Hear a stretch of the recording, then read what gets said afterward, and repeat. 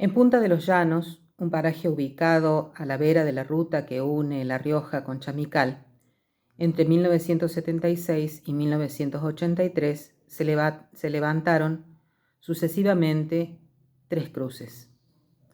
La primera, de madera, fue rápidamente destruida. La segunda, de cemento, fue volada en pedazos por un explosivo en 1977. La tercera, de hierro, forjado, se mantuvo incólume hasta la vuelta de la democracia. A su alrededor solía haber flores frescas, dejadas por manos anónimas, pero lo que más llamaba la atención de quienes se detenían a observarla era un neumático casi nuevo, semienterrado, que alguien había colocado a pocos metros de ella. La presencia de ese neumático era en sí misma un mensaje que contradecía la versión oficial de la dictadura, que sostenía que el obispo de La Rioja, Monseñor Enrique Angelelli, había muerto en ese lugar como consecuencia de un accidente de tránsito. Era un grito silencioso que denunciaba lo que en La Rioja nadie se atrevía a decir en voz alta, que al obispo de los pobres lo habían asesinado.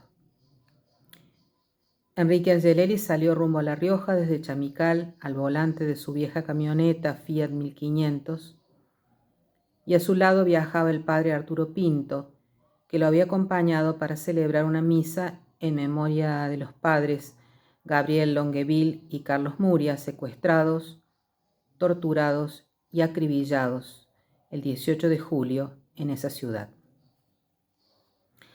Angelelli sabía que el asesino de los 2 curas formaba parte de una ofensiva que lo tenía como objetivo final y que había incluido por estos días la detención de los sacerdotes Eduardo Ruiz en Olta y Gervasio Meca en Aymogasta, y la muerte del laico Wenceslao Pedernera, ametrallado en la puerta de su casa por un grupo de tareas que había ido a secuestrar a otro cura.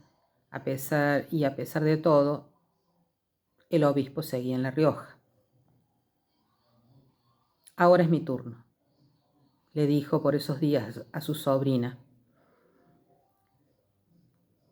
Ese 4 de agosto, en el asiento trasero de la camioneta, Angelelli llevaba una carpeta con la documentación y los testimonios que había reunido en los últimos días sobre los asesinatos de Murias y Longueville, y que señalaban por lo menos uno de los responsables de sus muertes, el jefe de la base aérea de Chamical, Comodoro Luis Estrella. El obispo pensaba entregar copias a la cúpula de la Iglesia Católica Argentina y al nuncio apostólico Pío Laghi. Al llegar a Punta de los Llanos, en la ruta desierta, un Peugeot 404 encerró a la camioneta del obispo, la hizo volcar y dar varios tumbos. Angelelli salió despedido y quedó inconsciente sobre el asfalto. El cura Pinto quedó herido dentro del vehículo. De acuerdo con pericias posteriores, al obispo lo remataron con varios golpes en la nuca. A Pinto, creyendo que no había visto nada, lo dejaron con vida. El cadáver de Monseñor Angelelli quedó más de 6 horas tirado en la ruta, rodeado de policías que impedían que a nadie se acercara. A Pinto lo trasladaron a un hospital. Cuando se recuperó, se alejó prudentemente de La Rioja y encontró refugio en el obispado de Neuquén a cargo de Monseñor Jaime de Nevares, uno de los pocos obispos que no silenció las violaciones de los derechos humanos cometidos por la dictadura. La escalada de la dictadura cívico-militar contra el obispo Enrique Angelelli, que terminó con su asesinato en Punta de los Llanos, fue en realidad el capítulo final de una ofensiva que comenzó mucho antes, a poco de que se hiciera cargo del obispado riojano en 1968.